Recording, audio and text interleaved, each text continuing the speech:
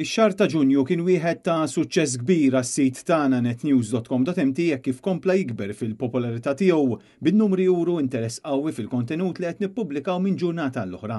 Ċifri meħuda mill-pjattaforma tagħna fuq Facebook juru li fl-aħħar 28 ġurnata kien hemm ma' 12 miljun view tal-kontenuti li ppubblikajna.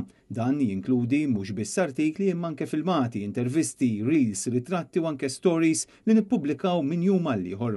L-aktar ġurnata li fiha kellna traffic lejn il-paġna tagħna ta' Facebook kienet l-14 ta' Ġunju. Dakinhar il-paġna ta' NetNews kellha l fuq minn 1,700,000 view. F'dawk il-jiem ir-reel ta' NetNews li wara d-devastazzjoni li ħalla warajh l-inċident ta' Paċeville kellu 1,500,000 view. Żdiedu l-views anke fuq il-profil ta' NetNews fuq Instagram żieda ta' 38%. Dan is-suċċess ikompli jibni fuq is-suċċessi li nkisbu fl-aħħar xhur kemm b'xandiriet speċjali tat-televiżjoni kif ukoll bil-programmi ta' Net FM. Apparti minn hekk Net Television baqa' l-aktar stazzjon privat segwit f'pajjiżna kif ikkonfermat mill-aħħar stħarriġ tal-Awtorità tax-Xandir. Intant din il-ġimgħa Net Television se jkun qed iħabbar uċuħ ġodda li se jingħaqdu ma' dan l-istazzjon għall-iskeda tas-sajf.